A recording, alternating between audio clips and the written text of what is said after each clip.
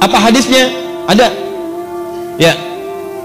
Yata'aqabuna fikum malaikatun bil-lail wa malaikatun bin-nahar fayajtami'una fi salati subhi wa salati al-'asri fasa'adu ila Allah subhanahu wa ta'ala. Kalian itu akan diawasi, dicatat amalan oleh para malaikat. Maka malaikat siang dan malam berkumpul di waktu fajar dan asar. Maka mereka naik kepada Allah subhanahu wa ta'ala. Fayaqulu Allah ta'ala, ya, maka Allah bertanya kepada malaikat-malaikat itu. Allah maha tahu, jadi nggak nanya pun udah tahu, nggak nanya pun udah tahu. Cuma untuk memastikan tugas ditunaikan dengan sempurna dan menunjukkan kepada hamba malaikat tidak akan mungkin menyalahi perintah. Quran surat 66 ayat ke-6, la ya'sunallaha ma amarahum wa yaf'aluna ma yu'marun. Kadang-kadang ada berita disampaikan itu bukan karena Allah nggak tahu, tapi untuk membuktikan kepada hamba, nih ciptaan saya nggak akan keliru. Jelas.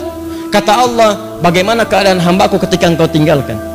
Kata malaikat, taraktuhu musalliya, saya tinggalkan dia dalam keadaan sholat kalau sedang sholat. Taraktuhu naima, saya tinggalkan dia dalam keadaan tidur kalau sedang tidur.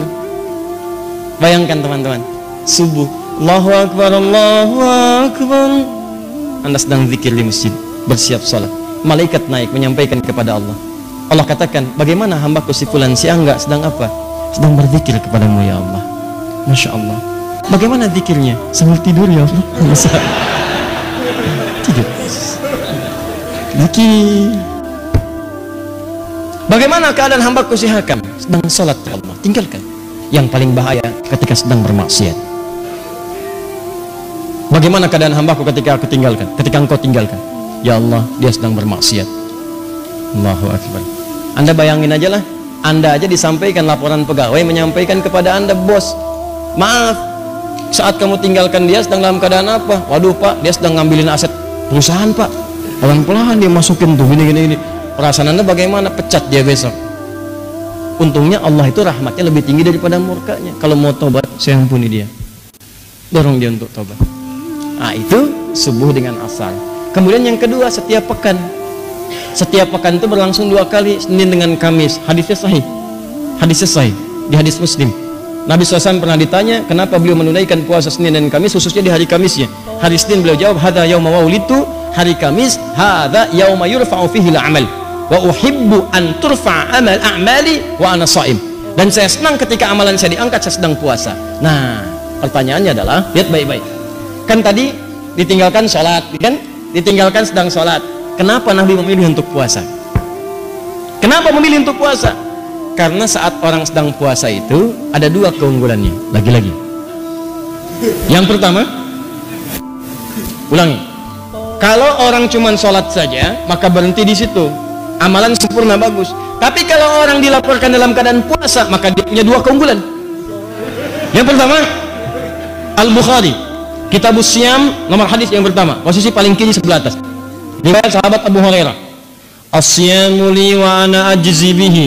Kata Allah, puasa itu khusus untukku. Jadi puasa itu amalan khusus yang langsung Allah kasih pahalanya. Sholat itu amalan memang wajib, tapi amalan umum, semua orang juga sholat. Jadi ketika Anda sholat yang catat pahala malaikat, tapi ketika Anda puasa yang berikan pahala Allah langsung. Ya. Maka ketika orang puasa, sebetulnya ketika diangkat amalannya dilaporkan kepada Allah sedang puasa, maka lebih tinggi nilainya dibandingkan orang yang standar, karena pada saat itu Allah sendiri memberikan pahalanya. 1. 2. Nah, yang kedua, orang puasa itu umumnya memiliki 2 kemuliaan lagi tuh. Anda bayangkan. Apa 2 kemuliaan ini? Yang pertama, orang yang puasa itu umumnya akan gemar meningkatkan amal solehnya. Saya kan sering katakan kepada Anda, kalau orang nggak puasa, ketinggalan fardu aja perasaan biasa. Orang puasa itu ketinggalan sholat sunnah, gelisah hatinya. Coba lihat saat Ramadan, tarawih itu kan sholat sunnah. Tapi kalau ibu-ibu ketinggalan saf pertama, nggak sempat nyimpan sejadah di depan, kan nggak enak perasaan. Siapa coba di antara ibu yang pernah menyimpan sejadah saat malam tarawih pertama? Padahal sholat sunnah. Kan Anda rebutan itu. Apalagi ketinggalan tarawih, nggak enak perasaan. Silakan cek, apalagi besok ditanya, Jeng, tadi malam kemana? Ada kok. Tuh, sebelah mana? Aku sih posisinya seperti hadis Nabi, sebaik-baiknya saf perempuan paling belakang. Ada aja pokoknya tuh jawaban tuh. Nabi di bawah-bawah itu. Tapi nggak enak, kalau ketinggalan malah nggak enak. Orang kalau nggak puasa belum tentu punya kecenderungan baca Al-Quran, tapi kalau puasa pengennya tilawah, berbuat baik. Itu keunggulan yang pertama. Yang kedua, saya sering katakan orang puasa itu orang paling hebat yang bisa nahan maksiat.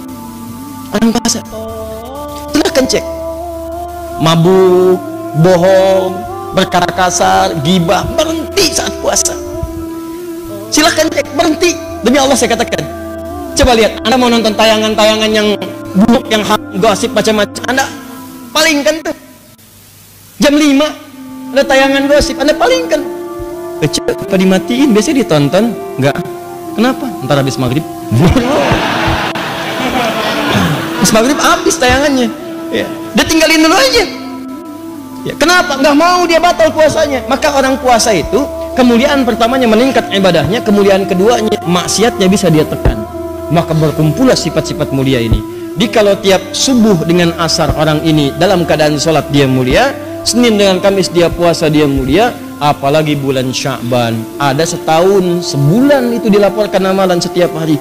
Kalau yang tadi itu kan maaf, kalau yang tadi tiap hari subuh asar, yang kedua pekanan Senin Kamis, sebulan Sya'ban ini amalan setahun disampaikan kepada Allah, dari Sya'ban kemarin ke Sya'ban berikutnya.